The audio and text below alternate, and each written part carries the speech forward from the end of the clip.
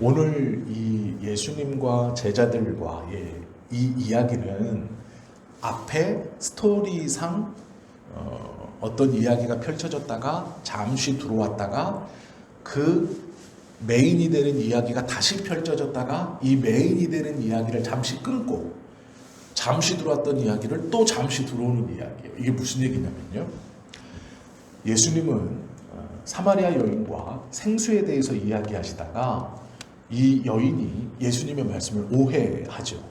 그럼에도 예수님께서는 그것을 자세히 풀어서 이 여인에게 설명해 주시고 이 여인은 그 얘기를 들으면서 예수님과 대화를 하면서 이 사람이 일반적이지 않은 사람이구나 라는 것을 넘어서 성경에서 기록되어져 있고 내 마음을 변화시키는 어떠한 그러한 사람임에 분명하다라고 하면서 이 처음 본 유대인 랍비가 자기의 과거를 속속들이 알고 있는 이 놀라운 경험과 그 이야기를 들을 때 그 뒤의 이야기를 들을 때 자기의 마음에서 무엇이라고 정확하게 확신 있게 탁 내어버릴 수는 없지만 나의 마음이 요동치고 변화되었다는 것을 느꼈습니다. 그리고 동네로 들어가서 자기에게 일어났던 모든 것을 그들에게 그대로 고합니다.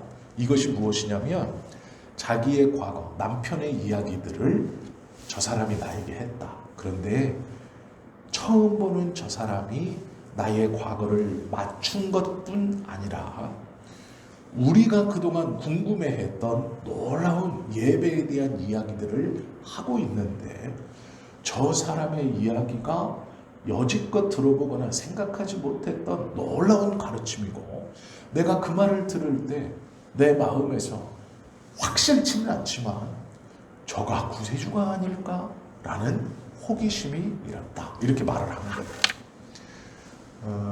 놀라운 것은요. 요한은 이야기를 요한복음 1장에서부터 쭉 끌어가면서 몇 가지 사용하는 장치들이 있습니다.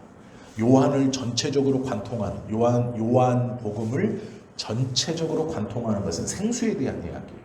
영원한 죽지 않는 물, 마르지 않는 물, 생수에 대한 이야기인데 이 생수는 쉬운 말로 하면 예수 그리스도이시죠. 그런데 요한이 요한복음을 끌어가는 생수이신 예수 그리스도 이것과 함께 또 하나 끌어가는 이 요한복음의 이 복음서를 끌어가는 소설적 기법이 하나 있어요. 글을 쓸 때 이야기를 꺼내면서 요한이 자주 써먹는 기법이라는 것이 하나 있는데 그게 뭐냐면 오해라는 거예요. 오해. 니고데모가 와서 예수님께 영생에 대해 물었어요. 예수님께서 영생을 알려줍니다. 그랬더니 니고데모는 예수님이 가르쳐 주신 영생을 오해해요. 그래서 무엇이라고 말하냐면 거듭난 자가 영생을 얻는데 거듭난 게 어머니 뱃속에 들어갔다 어떻게 나오지? 이 오해입니다. 예수님께서 여러 사람들을 만나고 그들과의 대화를 나누시면서 나누었던 많은 그 대화들 또 이야기들 사건과 사고들 그 속에서 요한은 특별히 오해라는 이 장치를 사용해서 요한복음을 끌고 가요. 니고데모가 들었던 말도 오해이죠. 또 생수에 대한 이야기를 하실 때 이 여인도 오해를 했어요. 그래서 이 이야기가 여인과의 이야기가 쭉 이어지거든요. 그런데 또 이 여인의 이야기 중간에 들어가 있는 제자들과의 이야기에서도 제자들은 예수님과 오해가 벌어집니다. 그게 뭐냐면 양식의 문제예요. 먹는 것에 대한 오해가 벌어져요. 요한은 요한복음을 기록하고 하나님께서 요한을 붙들어서 요한복음을 쓰게 하실 때 요한이 가지고 있는 독창적인 이 아이디어, 장치가 있어요. 그게 오해라는 건데요. 여러 이야기들 중에 예수님과 관련된 수많은 사건, 자기가 눈으로 본 것 중에 이 오해라는 것을 탁탁 배치하면서 끌어가요. 이야기를. 그래서 요한복음에 보면 예수님이 말하고 듣는 사람이 오해하고 예수님이 그걸 해결시켜주고 이런 장치로 끌어갑니다. 그래서 이것을 알고 성경을 요한복음을 쳐다보면 예수님의 의도가 내 생각엔 이거 같은데 지금 이 이야기를 듣고 있는 이 니고데모는, 또 이 여인은, 이 제자들은 이렇게 오해하고 있구나, 이렇게 알 수 있고, 예수님의 이야기는 이것이 아니었고 이것이었구나 라고 알 수가 있어요. 오늘 이 본문을 보시면 요한이요, 예루살렘에서 갈릴리를 갈 때 사마리아를 지나지 않는 이스라엘 사람들의 전통과도 같은 이렇게 요단강을 건너 돌아 들어가는 이것을 깨고 제자들에게 사마리아로 들어가 갈릴리로 가자고 그래요. 그래서 요단강을 건너지 않습니다. 그런데 우리가 아시는 것처럼 예수님은 강 건너는 것에 대해서 아무런 거부감이 없어요. 강 건너는 걸 무서워하는 분도 아니고요. 제자들도 뱃사람이기 때문에 배를 타고 건너가는 걸 두려워하거나 꺼려하지 않아요. 어느 정도로 두려워하거나 꺼려하지 않느냐? 예수님께서 산상수훈을 전하고 오병이어의 기적을 행하자 그곳에서 있던 사람들이 그 물고기와 떡을 먹고 예수님을 왕으로 삼으려고 환호하고 있습니다. 분위기가 좋았어요. 그런데 예수님이 뭐라고 그러냐면 너희가 배를 타고 반대편으로 얼른 건너가라 이렇게 말합니다. 그런데 상식적인 선에서 지금 말씀을 듣고 밥을 먹고 사람들의 환호를 받고 배를 타고 가면 이 어둠이 내리기 전까지 반대편으로 갈 수가 없어요. 그런데 제자들은 아무렇지 않게 갑니다. 왜 가냐면 대부분이 어부였어요. 배 타는 사람들이기 때문에 낮에 배를 타든 새벽에 배를 타든 저녁에 배를 타든 무서워하지 않는 거예요. 그런데 지금도 배에다가 사람들을 실어놓고 가세요. 저녁에 아무것도 보이지 않는 가세요라고 하면 무서워서 못 갑니다. 배를 타고 못 가요. 캄캄한 어둠 속에 출렁거리는 바닷소리만 들으면 굉장한 두려움이 몰려오거든요. 제자들은 그거 상관없이 대부분이 뱃사람이었기 때문에 배를 타고 가요. 그러니까 배 타는 것에 대해서, 갈릴리를 건너가는 것에 대해서, 또 요단강을 건너는 것에 대해서 예수님 아무런 꺼리낌이 없어요. 물에 대한 것에 대해서 제자들과 예수님이 꺼리낌을 받는 사람들이 아닙니다. 그런데 강을 건너지 말고 원래 전통대로 하지 말고 사마리아로 가자 이렇게 말해요. 요한은 분명히 하고 싶은 얘기가 있죠. 왜요? 사마리아에서 이 여인을 만나잖아요. 이게 굉장히 중요한 이야기예요. 요한복음 3장에. 그런데 3장과 4장에 거치면서 이 중요한 이야기를 하면서 제자들의 이야기를 별로 중요하지 않게 툭 끼워놔요. 없어도 되는 본문이에요. 이 예수님과 제자들이 나누는 이야기가 여인의 대화에서는 없어도 됩니다. 지금 이거 줄거리를 가만히 보시면 여인이 그 말을 듣고 예수님이 우물가에 계시고 제자들이 이 여인과 예수님이 거의 마지막 대화를 나눌 즈음 제자들이 옵니다. 그리고 여인은 제자들이 왔다는 것에 신경 쓰지 않고 마을로 들어갔어요. 그리고 본문은 뭐라고 그러냐면 그 즈음 이때에 이렇게 말해요. 이때에. 그게 뭐냐면 이야기가 이제 뒤에 사마리아 사람들이 구원받는 이야기가 펼쳐지거든요. 여인에게 전했던 예수님의 말씀을 듣고 이 여인이 사마리아 마을로 뛰어들어가서 이 사마리아 사람들이 이제 구원받는 이야기를 하는 것이 이 이야기의 전체 줄거리예요. 우물가에서 한 여인을 만났고 그 한 여인으로 인해서 사마리아 마을 전체가 변화되고 많은 사람들이 하나님을 믿었더라. 이것이 이야기의 큰 테마인데 그 중간 여인이 마을로 들어갔을 때 예수님과 제자들의 이야기를 탁 삽입시켜놔요. 중간에. 그리고 이 이야기가 끝나자 다시 끊어졌던 이 사마리아 사람들의 이야기가 다시 또 자연스럽게 등장합니다. 왜 그랬을까? 이유가 있어요. 우리가 이 본문을 가만히 보시면요. 이 본문에서 보아야 할 것이 있는데 이런 겁니다. 27절 보시면 이렇게 말씀하고 있어요. 이때에 제자들이 돌아와서, 이때가 어느 때냐면 예수님이 여인에게 내게 말하는 내가 그라 하시니라. 이 굉장히 중요한 말씀. 내가 그리스도다라고 이 여인에게 말씀하실 그때예요. 그때의 제자들이 지금 어떻게 했냐면 사마리아 동네로 들어가서 저녁 먹을 거리를 사가지고 지금 예수님께 다시 온 거예요. 이해가 되시죠? 4장 3절 잠깐 보세요. 유대를 떠나서 다시 갈릴리로 가실새 사마리아를 통과하여야 하겠는지라. 일부러 가시는 거예요. 원래 다니는 길이 아니고 사마리아를 통과하여야 하겠는지라. 이건 고집이 있다는 얘기거든요. 내가 방향을 정해서 사마리아로 통과할 거야. 하겠다. 이렇게 말씀하시는 거예요. 그리고 나서 무슨 일이 벌어지느냐. 사마리아에 있는 수가라 하는 동네에 이르시니 야곱이 그 아들 요셉에게 준 땅이 가깝고 거기 또 야곱의 우물이 있더라. 예수께서 길 가시다가 피곤하여 우물 곁에 그대로 앉으시니 때가 6시쯤 되었더라.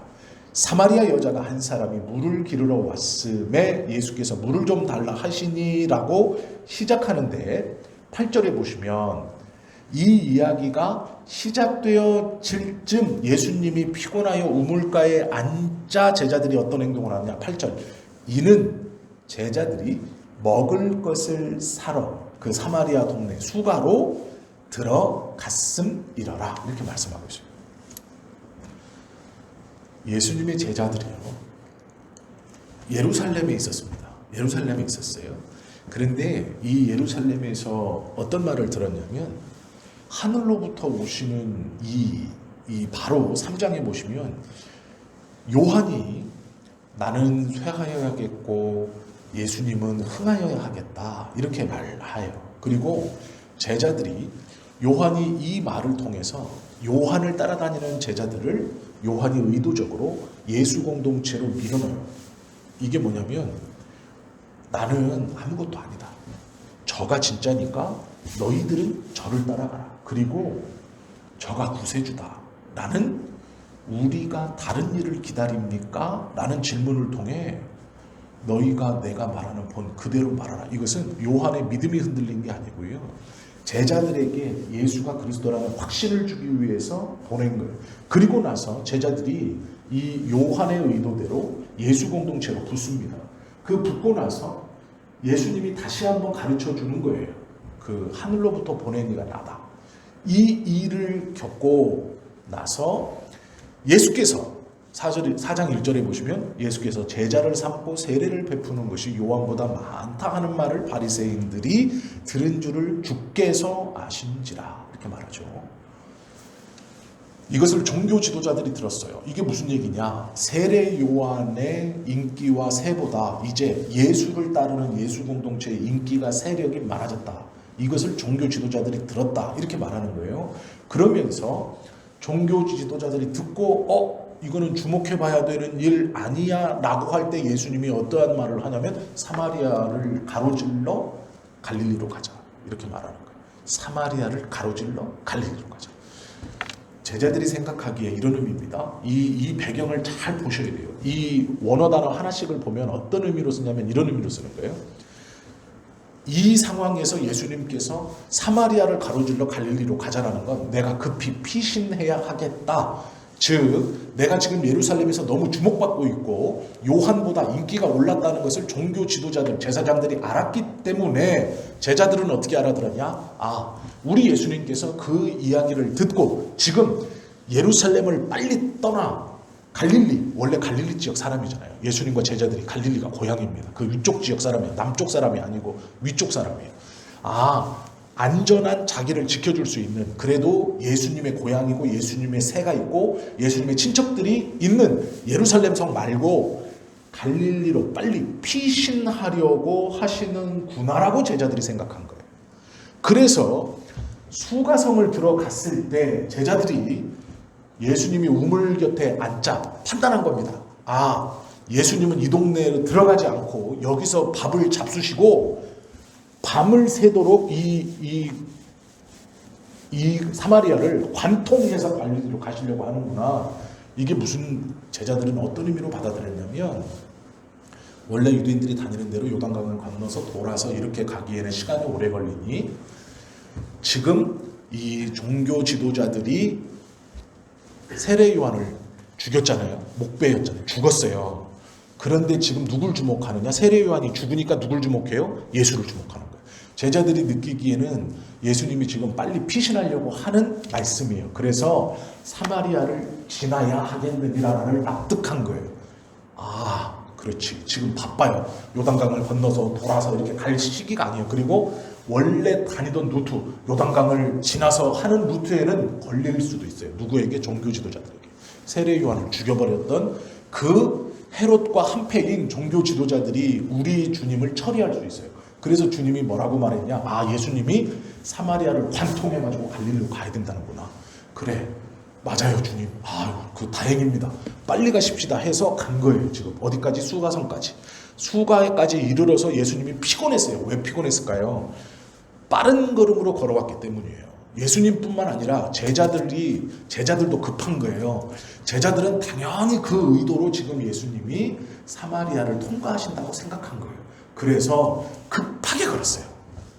빠른 걸음으로. 지금 이게 상황이에요. 이걸 머릿속으로 생각해 보셔야 돼요.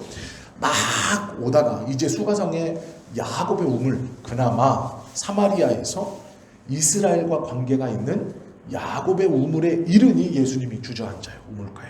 힘이 들어서. 그때 제자들이 뭐 하냐면, 그래, 예수님 쉬게 하고 얼른 저녁거리를 사갖고 와가지고 먹고 이 사마리아를 빨리 통과해서 갈릴리로 가자. 이거예요, 지금. 분위기가. 이 상황에서 예수님이 앉았어요. 피곤하셨어요? 여인이 물을 들어 있는데 나에게 물 좀 줘라. 이렇게 이야기가 시작됐어요. 이게 본문입니다. 이해가 되시죠? 그래서 우리가 지난주까지 들었던 그 성경의 이야기가 시작이 되고 그 이야기가 거의 여인과의 이야기가 거의 끝날 쯤 제자들이 왔어요. 식량을 들고 왔어요. 그런데 저희들이 오해하는 내용이 하나 있어요. 이게 무엇이냐면 본문을 오해하고 있는데 어떤 오해를 하고 있냐? 이 오해를 하고 있는 거예요. 27절 보세요. 이때의 제자들이 돌아와서, 자, 이제 그렇게 들어갔던 제자들이 먹을 것을 구해가지고 예수님이 주저앉은, 힘들어서 탁 앉으셨던 그 야곱의 우물, 이 수가성 입구에 있는 우물에 왔어요. 그래서 뭐라 그러냐? 이때의 제자들이 돌아와서, 다 제자들이에요. 제자들이 돌아와서 예수께서 여자와 말씀하시는 것을 이상히 여겼어요. 왜? 왜 말을 하고 있지? 왜 대화를 나누고 계시지? 이상히 여겼어요. 그런데 그 뒤에 말이 참 재밌는 말이에요. 이상히 여겼으나 무엇을 구하시나이까? 어찌하여 그와 말씀하시나이까? 묻는 자가 없더라. 이렇게 말해요. 이게 무슨 말이냐면요.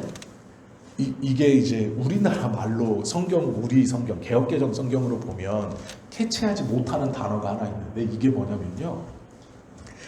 이상히 여기다라는 뜻이 뭐냐면 화가 났다라는 뜻이에요. 그 제자들의 생각은 뭐였냐면 요 사마리아 초입 입구 수가 우물에서 밥을 먹고 이 부정한 사마리아 동네를 내가 정말 어쩔 수 없이 죽기보다 싫지만 이 제사장들을 피해 갈릴리로 빨리 가기 위해서 지금 통과하는 거예요. 그런데 자기는 급한 마음으로 자기들은 12명이 다 뛰어들어가서 최대한 빨리 식량을 구해가지고 온 거예요. 몇 명이 지키고 야, 한 2명, 3명이 가서 식량 좀 사와라. 이게 아니에요. 제자들은 급해요, 지금. 왜요? 빨리 먹고 가야 되는 거죠. 그래서 12명이 다 들어갔어요. 식량 사러. 원래 성경을 가만히 읽어보시면 예수님 곁에 있는 제자들이 꼭 있어요. 예수님이 기도하러 가실 때도 3명은 꼭 데리고 가요. 그런데 지금 보시면 이 본문의 출발은 예수님 외에 모든 제자가 다 수가성으로 들어가요. 왜요? 급해요, 지금 그만큼. 식량을 구해서 빨리 나와서 빨리 먹고 빨리 가야 되는 거예요.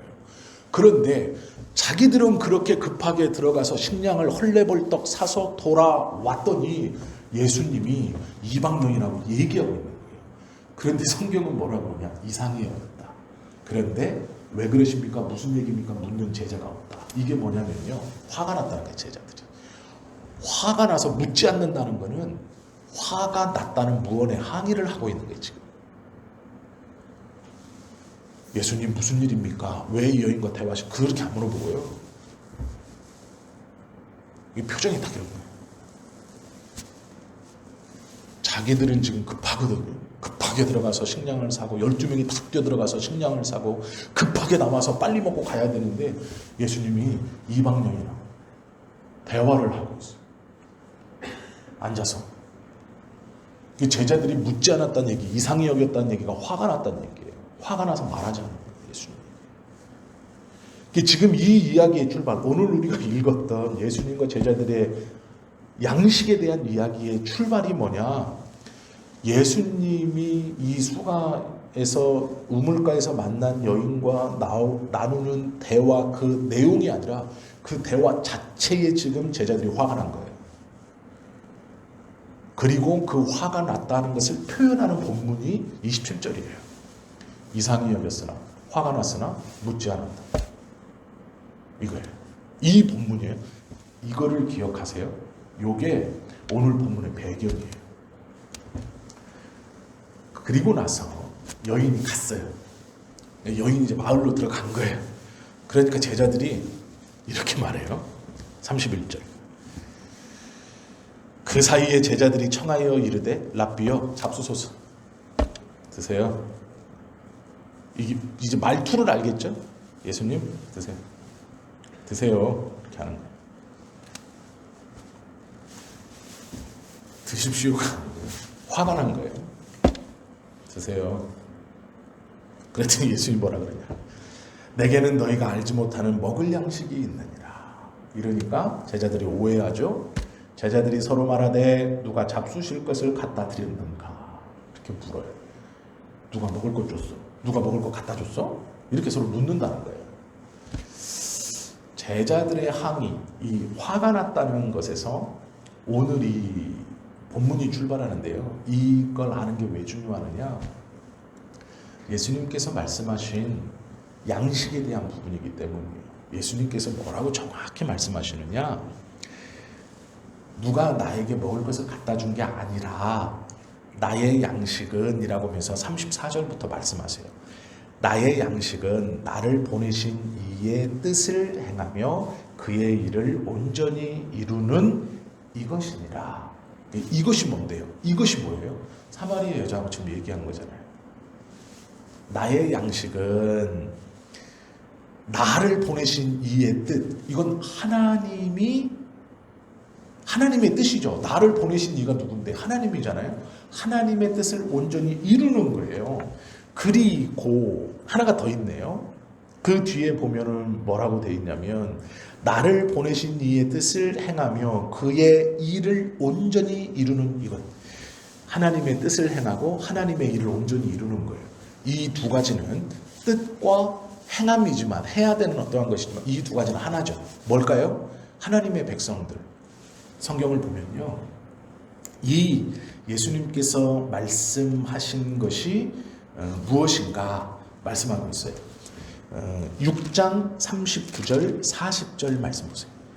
요한복음 6장 39절 40절 중요하기 때문에 읽는 거예요. 6장 39절 40절 여기서 보면 하나님의 뜻이 무엇인가 예수님이 직접 말해줘요. 뭐라고 말해? 제가 읽을게요. 눈으로 잘 따라오세요. 39절 40절 나를 보내신 이의 뜻은 내게 주신 자 중에 내가 하나도 잃어버리지 아니하고 마지막 날에 다시 살리는 이것이니라. 내 아버지의 뜻은 아들을 보고 믿는 자마다 영생을 얻는 이것이니 마지막 날에 내가 이를 다시 살리리라 하시니. 아버지의 뜻이 뭐예요?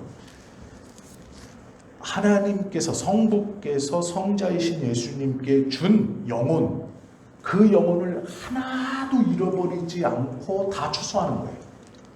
다 걷는 거예요. 그리고 마지막 날 그들을 모두 다 살리는 거예요. 이게 하나님의 뜻이에요. 이걸 똑같은 일 두 번 하는 거거든요. 나를 보내신 이의 뜻은, 내 아버지의 뜻은 나에게 맡겨준 영혼 그거 하나도 잊어버리지 않고 내가 다 추수하는 것이고, 내 아버지의 뜻은 나를 보고 그리스도로 믿는 자, 그들에게 영생을 베풀고 마지막 날 그들을 살리는 것이 하나님의 뜻. 하나님께서 우리에게 갖고 계신 뜻이 뭘까요? 두 가지예요. 예수님께 맡겨준 영혼이기 때문에 우리가 예수님께 추수되는 것. 이해되시죠? 그리고 또 하나는 뭐예요? 예수를 그리스도로 믿어 영원한 생명을 가지고 예수님으로 인하여 마지막 날 다시 살아나는 것. 이게 하나님이 우리에게 품으신 뜻이에요. 이거 놀라운 말이죠. 예수님이 제자들에게 뭐라 그러냐면 내가 먹는 양식이 있다. 그것은 나를 보내신 이의 뜻을 내가 이루는 것. 이렇게 말씀하세요. 지금 6장에서 그 하나님의 뜻이 무엇인가를 우리가 배웠습니다. 그리고 나서 이렇게 말해요. 뭐라고 말하느냐? 35절. 너희는 넉 달이 지나야 추수할 때가 이르겠다 하지 아니하느냐? 이렇게 말해요.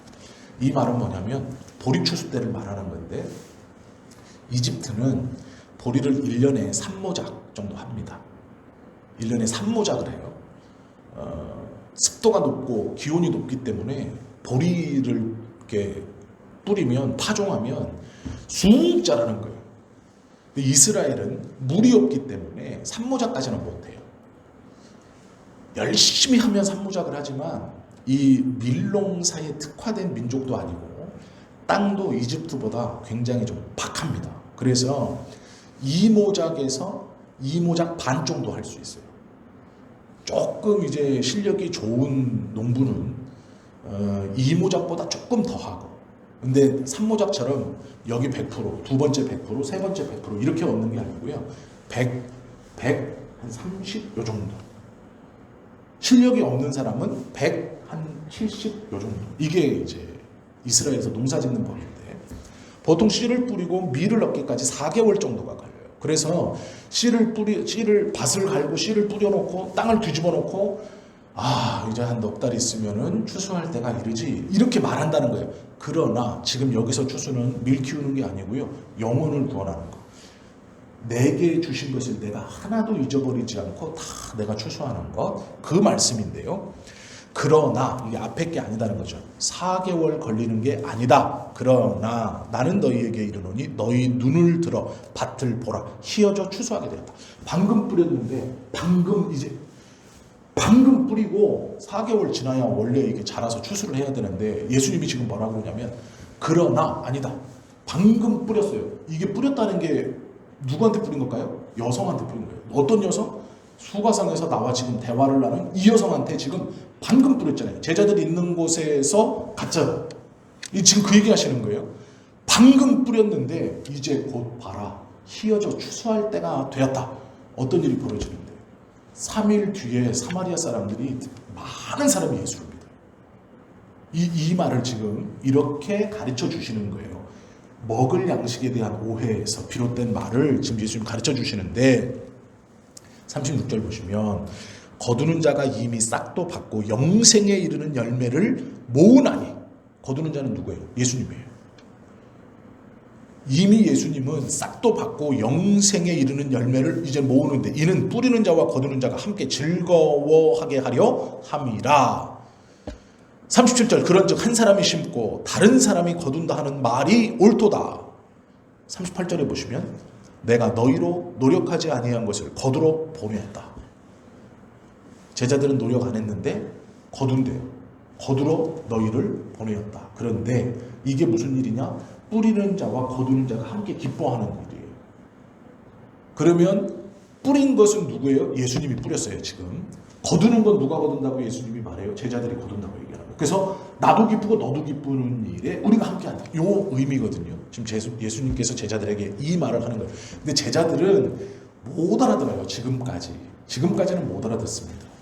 그 뒤에 보시면 다른 사람들은 노력하였고 너희는 그들이 노력한 것에 참여하였느니라 이렇게 말해요.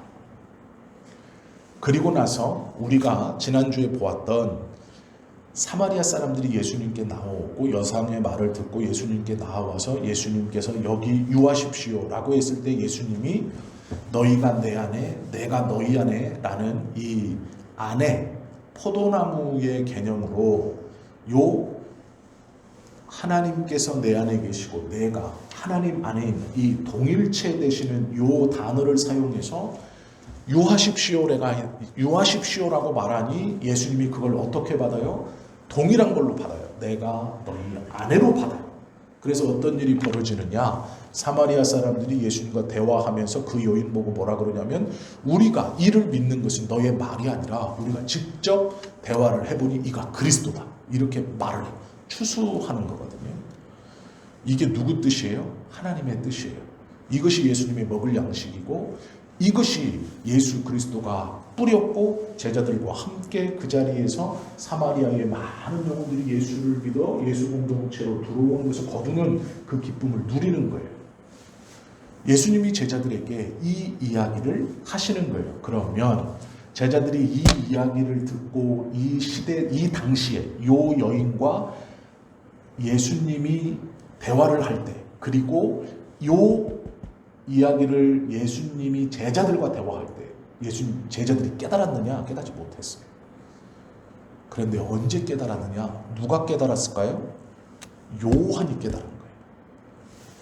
예수님의 말이 무슨 말인지를 깨달은 거예요. 그래서 이걸 적어놓은 거예요, 여기다가. 이 당시에 예수님의 말을 제자들이 들을 때 제자들은요 깨닫지 못했어요. 요한도 깨닫지 못했어요.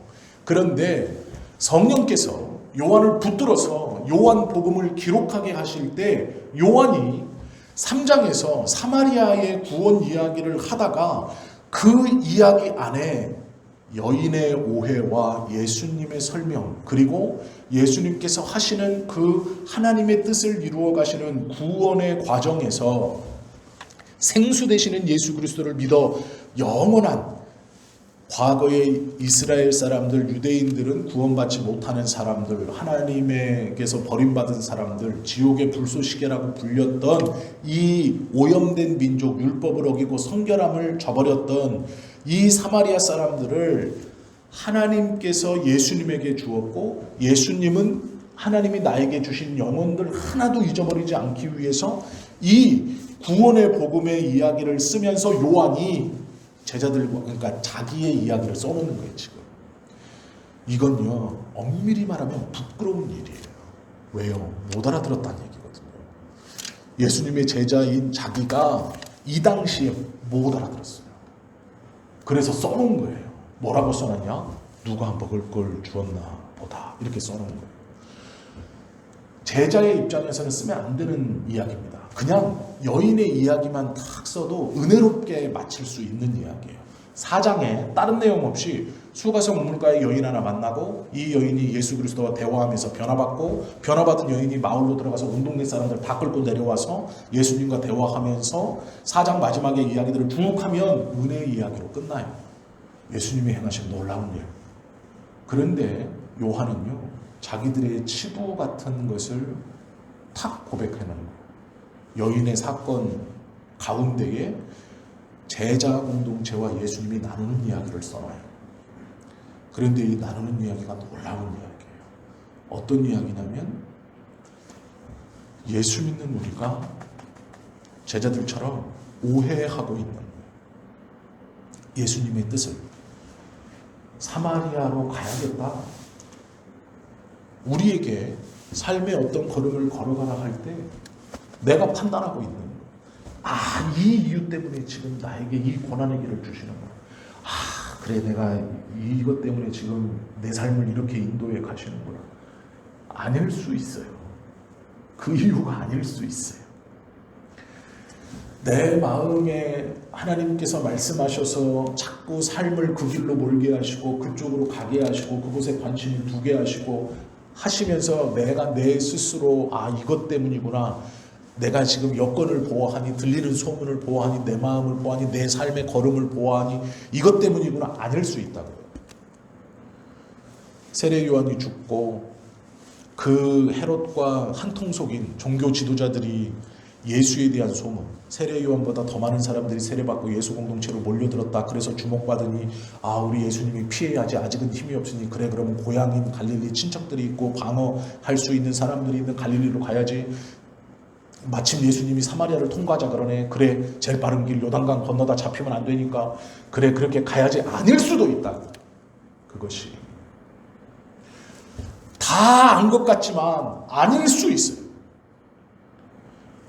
기도하면서 하나님께서 나에게 이 길을 가게 하시고 이곳에 두게 하시고 이 믿음을 허락해 주시고 내 마음이 자꾸 쏠리고 내 마음이 그쪽으로 가서 내가 그렇게 환경과 여건을 판단하고 보니 그렇다라고 믿고 있을 수 있지만 아닐 수 있어요. 전혀 다른 의미일 수 있어요. 그런데 분명한 게 있습니다. 그게 뭐냐면 예수님이 제자 공동체에게 원하는 거예요. 그게 뭐냐면 오늘 본문에 보시면 빨간 줄로 예수님께서 직접 말씀하신 게 있습니다. 너희는 심지 않는 것을 거둔다. 뿌리는 자와 거두는 자가 함께 기뻐한다. 제자들은요 급했습니다. 저녁거리를 갖고 와서 저 부정한 이방인 여자하고 대화를 나누시는 저 예수님의 행위가 못마땅한 거죠. 그래서 묻지도 않았어요. 이건 화가 났다는 무건의 시위예요. 드십시오. 나는 너희가 알지 못하는 법을 양식합니다. 이 이야기를 우리의 삶으로 가만히 적용해보세요. 예수님께서 제자들에게 원하시는 건 뭐냐면 이 하나님의 일에 너희가 함께 하자는 거예요. 그런데 지금 제자들은 걸림돌이 되고 있어요. 왜 걸림돌이 되고 있나요? 자기들이 생각할 때 아니거든요. 빨리 먹고 빨리 가야지. 이 부정한 땅 빨리 지나가야죠. 제사장의 무리들이 언제 쫓아오고 저 종교제 어떤 꼬투리를 잡아서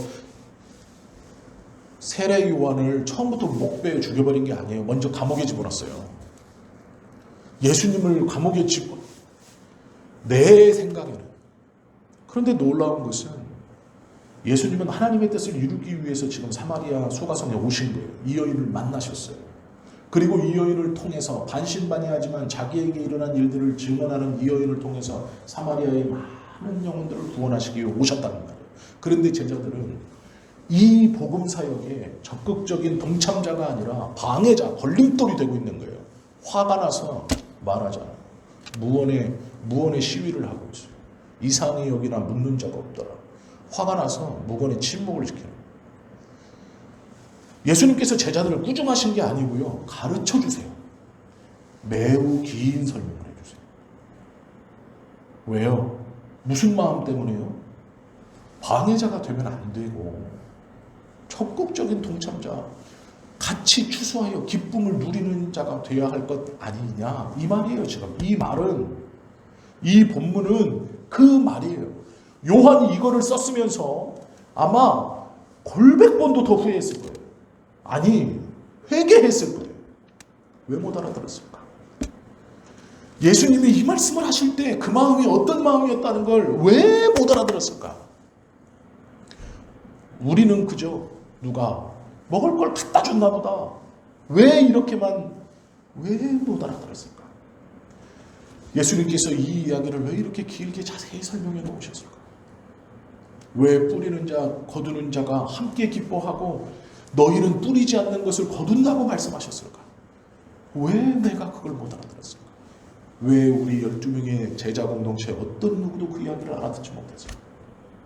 아마 4장의 본문을 이 이야기를 쓰면서 제자들의 이야기를 탁 들어갔을 때 성령께서 그 마음에 조명하심으로 깨달음이 임하여 예수님께서 자기들에게 하신 얘기가 어떠한 의미인지를 깨달았을 때 요한은 이 4장을 쓰면서 정말 많이 후회했을 거예요. 정말 많이 회개했을 거예요. 왜 못 알아들었을까? 예수님께서 원하시는 건 제자 공동체가 방해의 공동체가 아니라 적극적인 동참이요 하나님의 뜻을 이루는 영혼을 구원하는 데 있어서 이 제자 공동체가 지금 걸림돌, 방해자, 화를 내서 무언의 시위를 하는 사람들이 아니고 적극적으로 기쁨으로 이 추수에 참여하는 이 제자 공동체가 되기를 원하셨다라는 것입니다. 4장의 배경과 4장에 있는 이야기들을 가만히 읽어보면 예수님께서 원하시는 제자들의 삶의 모습이 드러나요. 그런데 제자들은 깨닫지 못해요. 결국 요한이 성령의 감동하심으로 예수 그리스도의 말씀을 이 복음서에 기록하면서 깨닫는 거예요. 그리고 자기의 제자들에게 허물이 될 수도 있는 이야기들을 적어놓는 거예요. 이것이 사장이에요. 요한의 이 복음서를 가만히 읽어보면 요한은 세례 요한의 권위를 높였다가 그 권위보다 더 높은 권위가 있다. 이 권위는 온전히 성령과 그리스도 안에서 예배하는 새롭게 거듭 남자만이 이 권위자를 권위자, 구세주로 인정할 수 있다. 그러나 그 예수님을 구세주로 인정하는 것은 자신의 뜻이 아니라 하나님의 뜻이라고 밝히고 있고, 예수님을 믿는 제자 공동체는 이 하나님의 뜻을 이루는 것에 방해자요 걸림돌이 아니라 적극적으로 함께 참여하는 자가 되어야 한다라고 말하고 있는 거예요. 우리도 마찬가지죠. 우리가 우리의 생각으로 우리의 삶을 판단하고 왜 여기에 두셨을까 고민하고 내 경험, 내가 여태까지 해왔던 것, 내가 경험했던 지식으로 이럴 것이다 아닐 수도 있다는 걸 인정하세요. 그리고 하나님께서 정말로 원하시는 건 다 처치하고 가지 싹 다 치고, 정말로 중요한 건 하나님의 뜻을 이루는 일에 내가 방해자가 아니라 적극적으로 참여하고 함께하는 걸림돌이 아니라 그 일에 함께하는 하나님의 백성으로 살아가기를 원하고 계시는구나. 이걸 깨달아야 되는 거예요. 이걸 다시 알아야 되는 거예요. 다시 한번 다짐해야 되는 거예요. 그래서 오늘 이 이야기는 굉장히 중요한 말씀이에요. 더 자세히 이 이야기들을 나누어도 좋겠지만 충분히 이 본문에서 예수님이 제자들에게 하시고 싶어 하시는 말씀, 또 우리가 이 본문을 받으면서 우리가 깨달아야 하고 다시 그렇구나, 하나님 맞습니다 라고 하는 말씀이 우리 안에 주어졌다라고 생각합니다. 요한은 주님이 보내신 하나님의 뜻을 이루는 것이 하나님의 백성들의 진정한 양식이라고 말하고 있는 거예요. 그러니까 우리의 양식도 마찬가지인 거죠. 하나님의 뜻을 이루는 것이에요. 하나님의 뜻을 이루는 것에 방해자나 걸림돌이 아니고 능동적인 사람이 되는 것이죠. 그것이 우리의 삶에 가장 앞서 있어야 하는 거예요.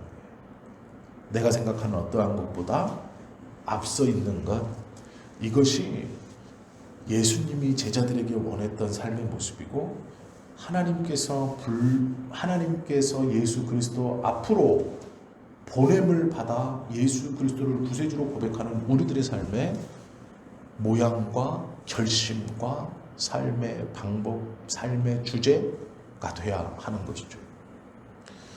요한복음 4장을 바로 읽으면 예수님께서 원하시는 삶이 무엇인가를 분명히 알 수 있어요. 우리가 이제 다음 시간에도 계속 보겠지만, 썩어질 양식이 아니라 하늘의 양식을 쌓고 하늘의 양식을 먹고 하나님께서 기뻐하시는 진정한 영적인 은혜의 양식을 먹는, 그리고 그것을 먹겠다고 다짐하는, 먹을 수 있는 자격으로 살겠다고 다짐하는 저와 여러분 되시기를 예수님의 이름으로 축원합니다. 기도드립니다.